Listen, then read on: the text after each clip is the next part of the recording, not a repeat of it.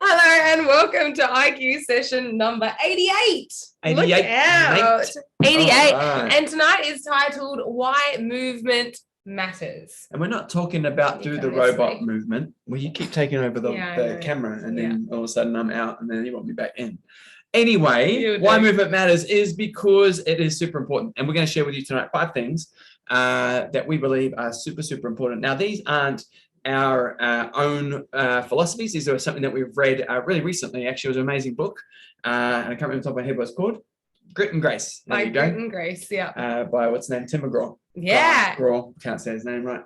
Anyway, the lessons in the book were so amazing because it's about his journey and his journey through implementing his turnaround in his life through health and fitness. And one of the components on it he talks about is why movement matters. And I said to Sharon, I was like, this is so relevant to everything we preach and talk about. Mm-hmm. So we were going to give it to you guys in simple steps. Go. I like it. And although these are not our own ideas, we're going to elaborate on them, but they definitely resonated. And we think they're very relevant for what we need to hear right now. And, you know, different messages always pop up at certain times as well. So exactly. Please excuse my little nasalness. All right, so we've got 5 points. First of all, you start an upward trend. Oh, yes. Now, this means, this is what I love about exercise, and it's so true, and you've all would have felt it before, is that when you can be having the crappiest day ever, and all of a sudden someone forces you to exercise. You might even go for a run, someone drags you along because you're committed to them, you don't want to go, but you go, and then you feel so much better for the exercise. So the after effect of the exercise kicks in, meaning that prior to the exercise, shit house. Yeah. After the exercise, better than it was before. That is the start of an upward trend, because what happens is exercise creates movement, movement creates biochemical change in the body, which creates a positive energy, which allows you to go forward and have a better trajectory on the other side of the exercise. The actual exercise might be tough, and it might be long, or it could be boring, or it could be whatever. But the movement itself and the process of doing that has a far beneficial, what's the word I'm after? Far more beneficial. That far more beneficial result to it than the pain you have to go through to get there. I just want to confirm, I'm just fixing this camera, but English is Matt's first language. True. From New Zealand, bro. By surprise to us all. Can you keep going? It's kind of like you said a really good point earlier, Matt. The upward trend is kind of like when you're kids and you're in a backyard pool and you create a whirlpool, and then the more times that you just keep running around in the outside of the pool, then all the water starts to go in this direction. It creates a current, and then from that current, it then literally takes you. And so your day can be going one way, like this, and it may feel like it's going like a crazy walk. Once it gets going and then someone says turn around and you've got to go back the other way against the current, and it's hard to push, well, you've got to put all that effort in, that's exercise, to start the momentum going back the other way. But when you do that exercise and you push against all that stuff, it does create the current to spin the other way, which has the ability to spin in your favor. And so with that, though, other things flow on easier, and it might seem really hard at the time, but just from doing that session and that workout, other things in life become easier, more enjoyable, more pleasant, and all that kind of thing. So definitely creates an upward trend. Yep. And so, as for example, in the pool analogy, if say Erin's in there doing spinning the water in the pool, and she gets the momentum swinging in her side, if I chuck Sheridan in there, it's easier for Sheridan to go around now because the current's already happening. So same thing as things in your life. Sheridan would be obviously a thing happening in Erin's life in the metaphor that we're using. And it would create. I'm the pain in the ass. Okay. But you just follow along. Wow. Thanks, Matt. Great story. Easy. Anyway, so the first one is exercise creates an upward trend in your life. It can turn a complete 180 of whatever's happening in your life the other way if you allow exercise to happen. What we're really good at doing, and society is really good at doing, is saying, don't exercise, sit down, breathe, and talk through it. But it should be the exact opposite. If you're having one of those days, you need to apply exercise because of what it does. It turns everything around so you can see things for what they are, not worse than they are. And it's really, really important you guys get that into your heads. Exactly. Yep. That's good. Point number 1. Point number 2. Deter stress and anxiety. This is one of your favorite ones to talk about because she's a stressor. No, she's not. But I am a little bit more of a stressor than you, though. You do. Definitely. You do like to see things differently. But first and foremost, when we exercise, we huff and puff, and it changes our breathing patterns. Breathing patterns change the way that we feel. So why do people turn to cigarette smoking? It's because it literally changes their breathing patterns, which helps calm them down. It's not the nicotine or anything in the cigarettes that's calming them down. It's literally the fact that they have to take long, slow, deep breaths and change their breathing. When we talk about stress and anxiety, quite often if we get you to explain the symptoms of stress and anxiety and what effect that has on the body, it's slumped down, but it's shallow, short breathing, it's elevated heart rates, it's all those kind of things. By reversing that, something like cigarettes actually helps reverse the feeling of anxiety and stress. Now, through exercise, we have the same effect because we elevate and we force our heart rate high, and then we have to slow it down. So then we have this really great Cadence. No. Cadence. Why that? I was thinking about cycling. Oh, come on, we're supposed to be serious. Really good. Like when it's something really opposite to the other. Oh my God, why can't I use my words? Apples. Sorry, no, I'm just being silly now. All right. No, it's not apples. Be silly. Difference. Yes. See, we finish each other's sentences all the time. It's another word than difference, but you know. Starts with C, I think. Let's skip it. If I don't know a word, I just find another one. It's not as hard to spell. Oh, we're going real well tonight. We said to Aaron, this would be a win or bin. Might be a bin. No, but basically what we're referring to is, anyway, so stress, as we know, is the modern day saber-toothed tiger from back in the caveman days where we were faced with stresses in our lives that were physically stresses. They were going to kill you, maul you, whatever it was. So they created real life stress. Yeah. But our body's got everything we need to do to deal with that stress, which is what exercise does. Fight or flight. It does. And back in the day, it was actually asking you to physically fight something or physically get the hell out of there. In this day and age, we now don't have obviously the saber-toothed tigers, but we do have social media, work stresses, viruses, all that sort of stuff. There's all these other things that create these same stresses, which have the same effect on the body, which is the same cortisol shift in the body. But that cortisol is the fight or flight. And what it's asking you to do is to physically fight or physically run again. It's not saying sit down, talk it out with your friends. It's actually saying anything but that. It's saying move first. Good luck doing that with the tiger. Now, buddy, let's chat about this. Take a deep breath. Yeah. You're clearly upset. I'm sure my cortisol level is rather high and I would like to talk about it.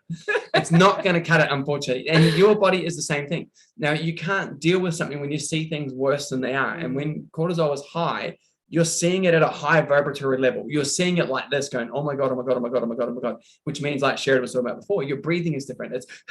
It's shallow. It's not in control. You're actually worried because everything's up, ready to do something. But what we do is we don't do anything. We actually sit down and try and talk about it, which means it all pents up and it all stacks upon each other and it makes things worse for you later on. And even though we say exercise elevates your heart rate, it's a different elevated heart rate to anxiety and stress.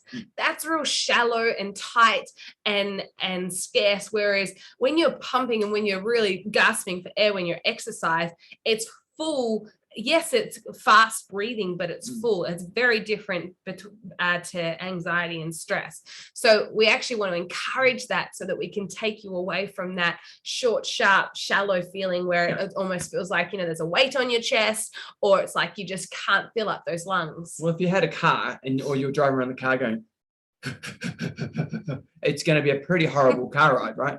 But if you put the foot down and you empty the tanks, it actually burns that cortisol down. That's what we're trying to do. So we're not trying to do it slowly by going and chug through. We're actually putting our foot to the floor to burn it off quickly. So then we can slow the breathing down and then begin to talk about things. That is the time to think about it. We missed that. Can you just give us one more example?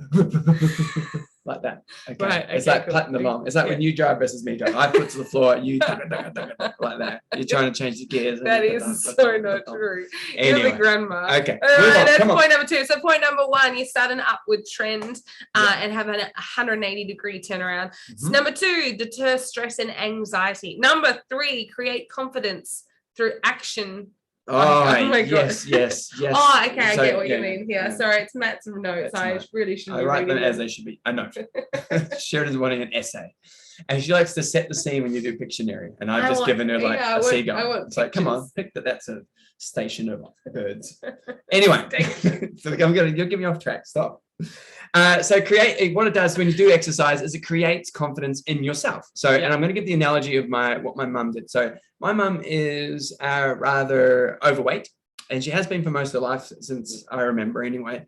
And she got to a point where in her life, she was finally ready to do something about it. Because as we all know, weight loss only happens when you're ready to do something about it. It's either forced upon you and you fall ill and you can't do anything about it and the weight comes off, or you get sick of it and you make a change. That's the only thing that happens. Well, my mother got to a point in her life, and I don't know I've never asked her, but I don't know what that catalyst was for her.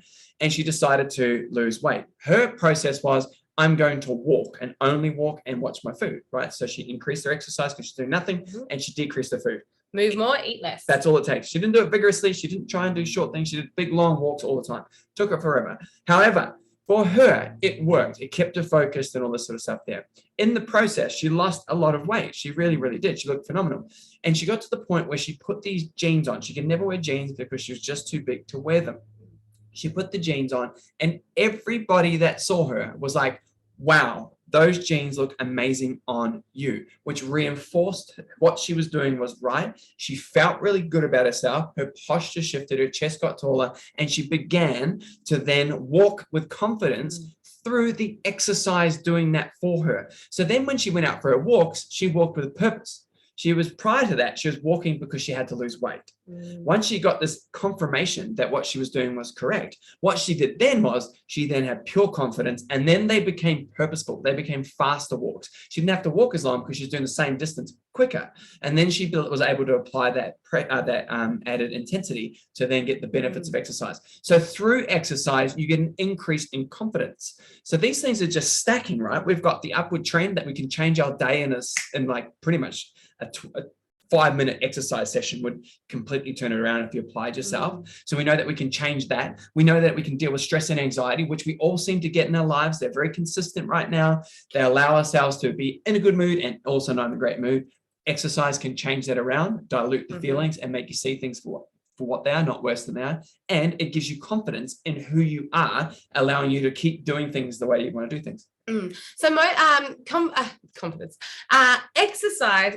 We've said this time and time again that motivation gets you started, but habits keep you going. Now the habits come from those confidence actions. You know, from feeling confident through it. That's when you start to get the habits, and because motivation doesn't last. Nope. It literally is like a fleeting moment, and it's like the stars have to align, and you know, you have to feel right, you have to have the right outfit, you have to do the right thing, the weather has to be perfect, The all those lighting. kind of things. The lighting, The goji teeth has to be white.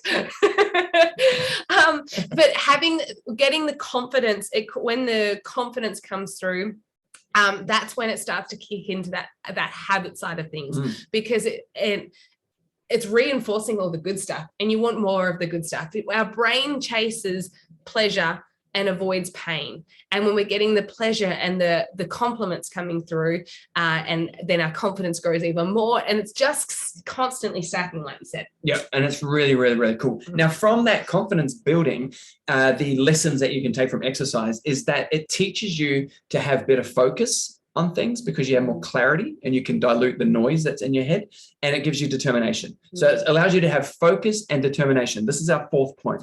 So it allows you to have focus and determination. Now, if you look at someone who's extremely fit, and I use the little pocket rocket that's next to me, she is super competitive. Oh, you're being nice to me. I'll switch it up pretty quick. No, so she's super fit and she applies herself in everything. Every aspect of her life is very disciplined. So she has this ability to do things things better than she probably would have if she wasn't fit. But because she is so fit, it allows her to apply herself in all these different areas with pure determination and focus if she applies herself to that area of her life. And that's because the lessons she gets from being fit and exercising are what you learn to be competitive with yourself and then apply them in a day-to-day life situation that you may need to apply them in, be it work, be it a relationship, be it whatever it is. You can apply the same philosophies that exercise teaches you into other aspects of your life. We quite often talk about splitting your world and your life up into 8 fundamental groups. Now that comes down to your health, then it's career, relationships, etc., etc. Now, the one fundamental pillar in all of that is health. When you affect health, it affects everything else in your life, because without health, you literally have nothing. And that's, having such high health and fitness and strength and all that kind of thing, that comes from discipline, and it can't not filter into other areas of your life. Yep. You can't not improve on discipline and focus and all those kind of things in your relationships or your career. And it has to filter through. It's not segregated. No. And I can give you an example. It's a personal example for me, though.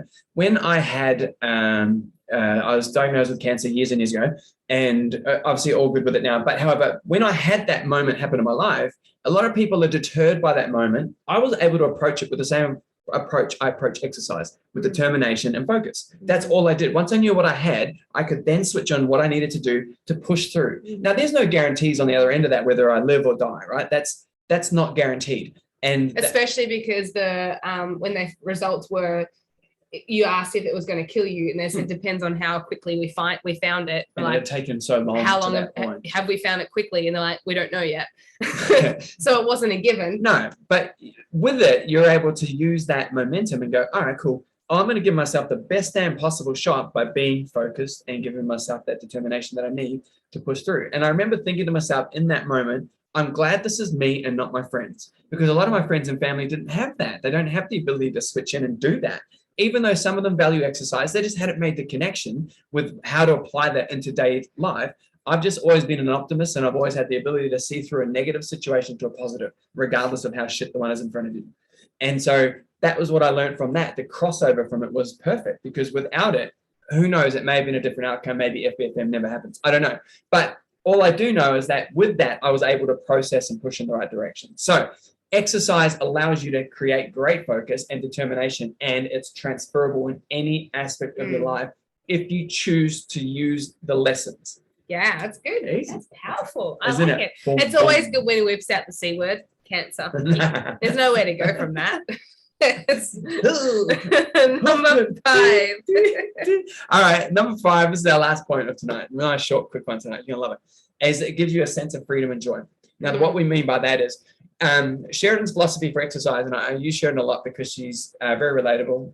She's short. A lot of you are short. No, I'm joking. Because you don't have any friends and you can only use me to relate to. No, but anyway, one of Sheridan's messages, she wants to be fit enough to be able to say yes to anything and no because she wants to, not because she can't.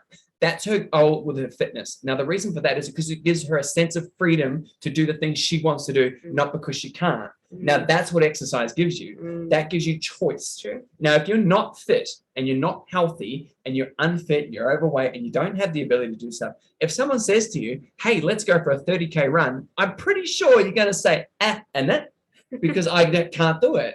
You're going to back out of that pretty quickly. But if you were fit enough and healthy enough by your standards, and someone said that to you, and you could say yes, but you don't want to do it, you can say no. Not because you can't, but because you chose to.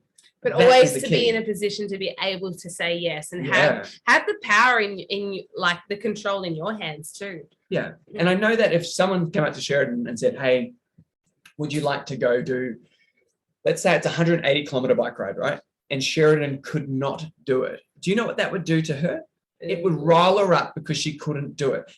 I'm not saying that she can't. I'm just saying if she could not do it, it would annoy her that she couldn't say yes, because she would say no because she can't. But in the person's eyes, they would just go, I understand. But in her mind, she'll be going, I had to say no. I didn't get to say no. There's a difference. Now, fitness gives you that choice that you really want to have, which gives you freedom and joy, because being able to say yes or no because you want to is a lot better than saying yes or no because you can't.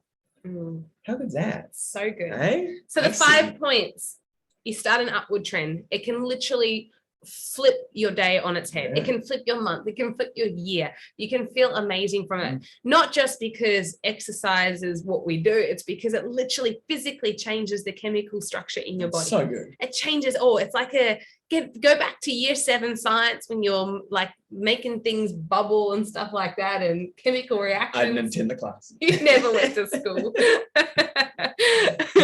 Clearly fitness didn't leak over into your life back then. No, I was super fit. I was just always out running. I know. Do you exercises? But it literally changes the chemical buildup in your entire body, not just your brain, in all of your body. Your cells wake up. If you look at the cells from after a person has exercised and had like a really good workout session compared to people that have just sit on a couch, their cells actually look totally different. They look alive and healthy and vibrant. So that's the first point. Second point, it deters stress and anxiety, because who wants that shit in their life? If we've got enough of that crazy stuff in our world at the moment, let's not bring it in. Let's not let any extra stuff get into our body if we can avoid it. And let's work out how to get rid of it as quickly as possible. And being healthy, fit, and strong and using movement for that is a great way to do it. 3, create confidence through action. Oh, yes, I love that one.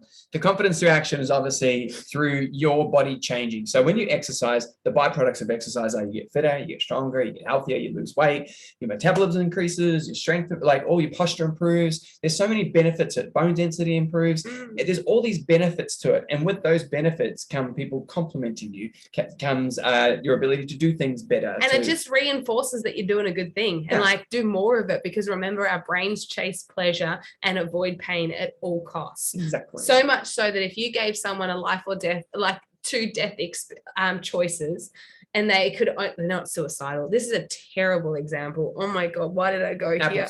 Apples. If you gave someone 2 apples to choose from and they hated apples, but they had to eat an apple with a gun pointed to their head, they're going to choose one over the other because they have to. Oh my God. Wow, we're going to move on. You have lost the way there, little one. Wow, we're doing so good until that analogy. My God. I had a really good point to make. We're healthy people. You know how this is when I play Pictionary and I have to draw the entire scene, not just I have to give everyone the backstory. Anyway, the point is we chase pleasure, avoid pain. Even if both of the examples are not desirable, we would choose the more pleasurable of the 2. Exactly. And of course, the next... I got there, kind of. the next... I'm going to wrap that one up. We're going to go with the next one, which is obviously through exercise and all the confidence that you build and all those other things we just spoke of. They stack upon each other. And then with those, you create the discipline or the determination, and the focus. And they are applicable to every aspect of your life. That's what fitness can give you. It's one of those beautiful things. You can be great at understanding money, but useless at every other aspect of your life, because the fundamentals over here may not apply to everything else. Health applies to everything. Yes. It's that one health is that one thing that will give you an instant change in every other aspect, your relationship, your finances, your business, your family. It doesn't matter which one it is. Spiritually, they all have a benefit to it. Because if you don't have health, it literally doesn't matter how much money you have in the bank. Does not matter if you have people that you love in your life or not. How often you go to church, how often. It does not matter. Health is the fundamental, the foundation of everything. Exactly. And the last one is, because of all those things, obviously, is it gives us freedom of choice. And that's what the key to it all is. And that's all we wish upon everyone that comes into contact with FBFM, is that they become healthier, fitter, and stronger than the time they first meet us to the time they leave and go on their way with us, whenever that is that they are better than when they first met us. And if they leave that way, they're in a better position to say yes or no to things because they want to, not because they can't. And that's the reality of it. Boom, boom, boom. Why movement matters? Because of those things. Those 5 things, just those 5 things, because of apples. And that's it. And Sharon's going to stop because her little metaphors are a little bit off today. I'm a little under the weather. All right, A little legends. bit of congestion going on. It is a quick session tonight by 5 minutes. I thought we were going to be like 15 minutes. But I know that's we tend to 25. talk a lot anyway. Yeah. Anyway, but thank you guys so much because it is so relevant. Those are 5 very, very, very relevant things that the day and age that we live in, especially. Oh, can I just say one thing? Probably better than anyone I know. We never said what kind of movement. It literally just has to be any kind. And it's the kind that you enjoy the most is the kind that you're going to keep doing and going back to and repeating it over and over again. Yeah. So whether that movement is walking, whether it's running 30Ks, whether Skipping. it's dancing, it does not matter. Movement is movement and just move. It doesn't have to involve a gym weight. It doesn't have to involve putting runners in a crop top on. It's just got to be movement. You got to get huffy puffy just to get healthier, fitter and stronger. That's it. Super simple. And do it daily. Every day. Every day. Every day. It's like brushing your teeth. It's a daily dose of vitamin C. You got to do it. All right, I'm wrapping up. I am so sorry. You ruined it. You had a good point, and then you went with that one. I should have. You keep talking. It wasn't. All right. Anyway, thank you guys. See you, legends. We appreciate you.